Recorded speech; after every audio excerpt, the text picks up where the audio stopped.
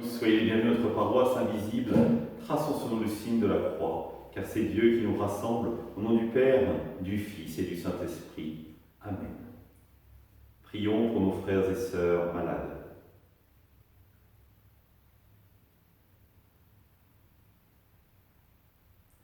Prions pour les soignants et tous ceux qui œuvrent pour le bien commun.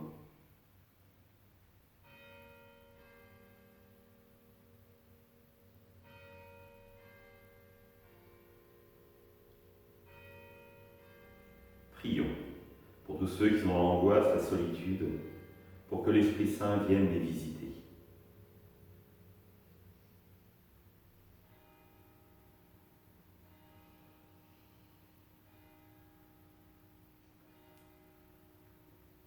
Et pour montrer notre communion, j'ai maintenant allumé cette bougie au cierge pascal.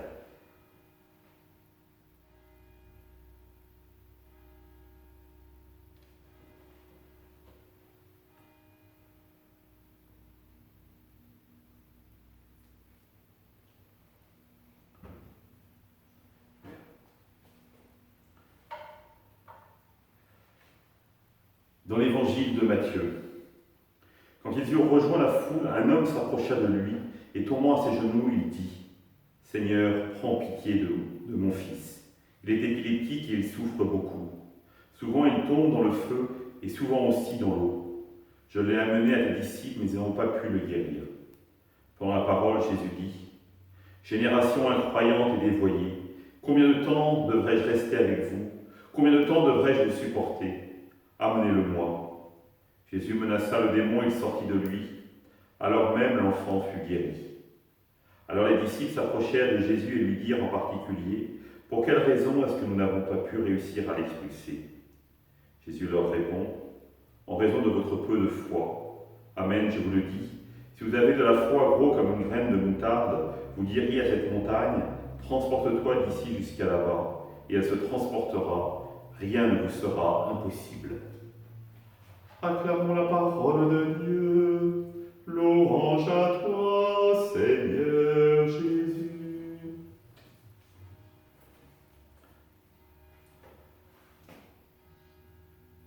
Nous aimerions tant sauver le monde. Devant les gens qui viennent nous voir, qui sont en difficulté, nous aimerions tant pouvoir véritablement les aider, les secourir. Et souvent, nous pouvons leur donner une parole d'encouragement, les écouter. Mais les guérir, nous n'osons pas. Alors, que faire? C'est à cette question qu'ils sont confrontés les apôtres. Et ils ont l'intelligence au moins de s'effacer derrière Jésus. C'est-à-dire que l'homme, il le renvoie à Jésus, qui lui va véritablement pouvoir agir. Parce que notre mission n'est pas de sauver le monde. Notre mission est d'être les signes que le monde arrive à son terme par la victoire du Christ ressuscité. Et c'est le Christ qui agit, ce n'est pas nous. Même, on pourrait presque dire, dans les sacrements, surtout dans les sacrements. Ce n'est pas Philippe qui absout, ce n'est pas Philippe qui baptise, c'est Christ qui absout, c'est Christ qui baptise, c'est Christ qui célèbre le mariage. C'est lui qui est à l'origine de tout. Et nous devons seulement nous effacer devant lui pour conduire les gens à lui.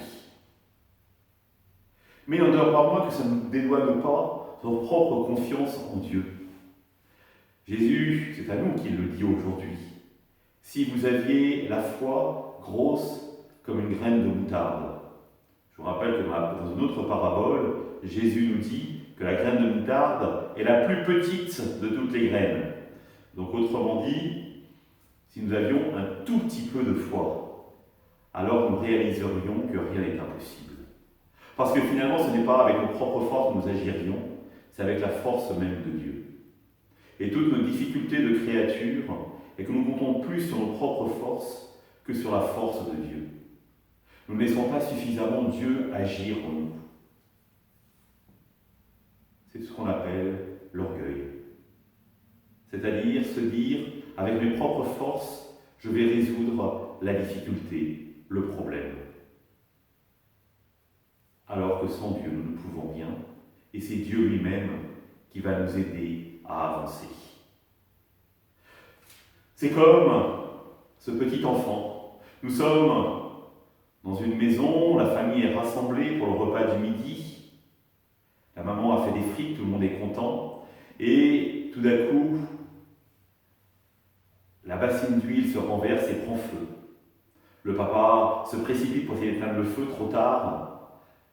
Le feu se répand et ils sont tous obligés de se réfugier sur la terrasse. Et ils contemplent la maison brûlée. Et tout d'un coup, il y a une petite voix qui se fait entendre. « Papa, papa !» C'est Karine qui dormait à l'étage